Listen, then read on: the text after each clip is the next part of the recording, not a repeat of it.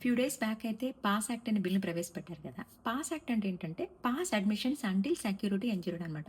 చాలామంది చాలా opinion share చేసుకున్నారు. వాళ్ళ బిల్స్‌నైతే ప్రవేశపెట్టడం జరిగింది. వాటన్నిటిలో కొన్ని కండిషన్స్ తీసుకొని, ఆ కండిషన్స్‌తో పాటు తిని కండిషన్స్ కూడా యాడ్ చేసి, ఇక్కడ హెచ్ఆర్ అంటే హౌస్ ఆఫ్ రిప్రజెంటేటివ్‌లో కాంగ్రెస్‌కి సంబంధించిన చిప్రా అనే పర్సన్ ఈ బిల్‌ని కొత్తగా ప్రవేశపెట్టడం జరిగింది.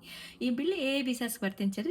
వీసాస్‌కి వర్తిస్తది. ఈ బిల్ వచ్చేసి టూరిస్ట్ వీసాస్‌కి వర్తించదండి. Remaining all type of visas like H1, L1, H4, F1 అన్నిటికి వర్తిస్తదనమాట.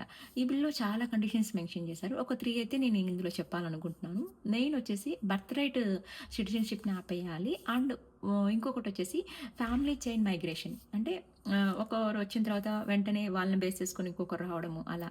ఇంకొకటి థర్డ్ వన్ వచ్చేసి eliminate all federal welfare benefits for non citizens. ఇక్కడ ఎవరైతే సిటిజన్స్ ఉన్నారో వాళ్ళకి మాత్రమే ఈ బెనిఫిట్స్ అన్నీ రావాలి. నాన్ సిటిజన్స్‌కి ఈ బెనిఫిట్స్ అన్నీ రాకూడదు. అండ్ ఇలా కొన్ని కండిషన్స్ అయితే మెన్షన్ చేశారు.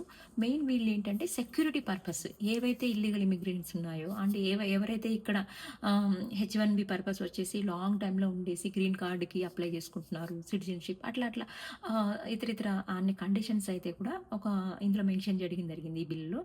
ఒకటి ఫుల్ వీడియో తీస్తాను. మీకు ఫుల్ ఇన్ఫర్మేషన్ కావాలంటే ఫుల్ వీడియోలోకెళ్ళండి.